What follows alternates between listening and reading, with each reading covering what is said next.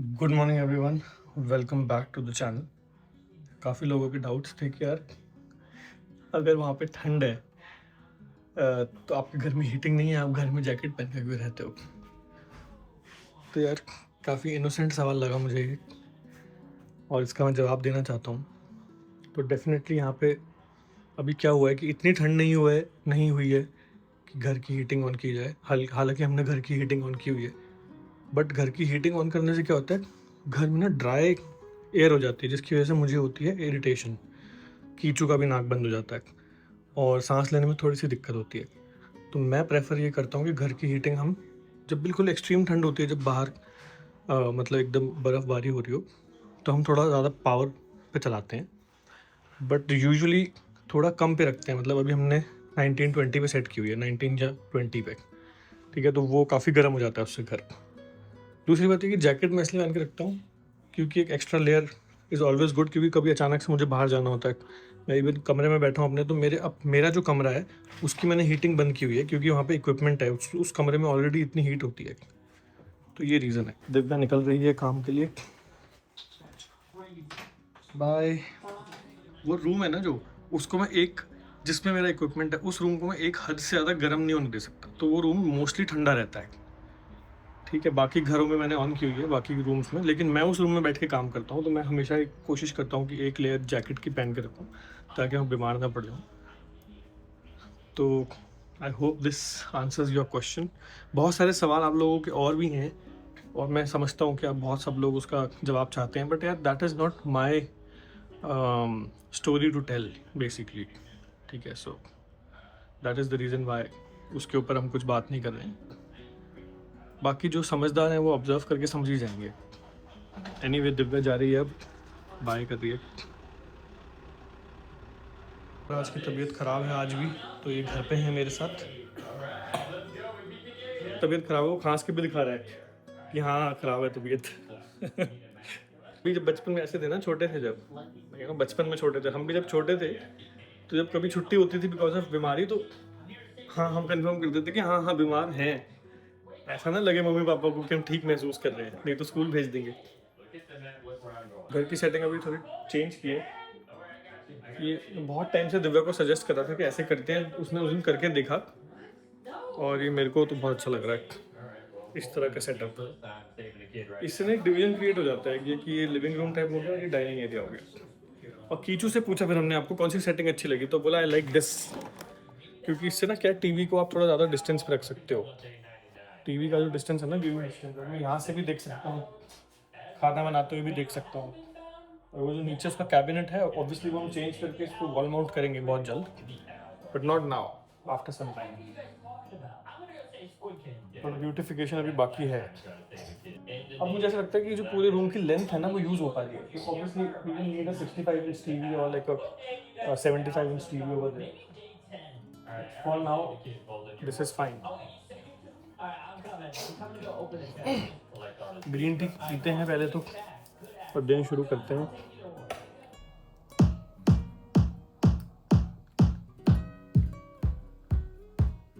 एक सवाल और आया था, मुझे याद नहीं है किसका था वो, बट यूट्यूब क्या करता है, जो ऑफेंसिव कमेंट्स होते हैं या कुछ पोटेंशियली हार्मफुल कमेंट्स होते हैं, उनको वो रिव्यू में डाल देता है। ऑटोमेटिक सेटिंग होती है उसके अंदर एक, तो वो रिव्यू में था शायद। मैंने पढ़ा कि मुझे किसी सब्सक्राइबर का ये एक जेन्युइन क्वेश्चन था कि मुझे समझ में नहीं आया कि अर्जुना भैया करते क्या हैं, और वो घर पे होते हैं तो घर से how is he managing, how are they able to make ends meet, क्योंकि दिव्या जॉब करती है और अर्जुना भैया घर पे होते हैं।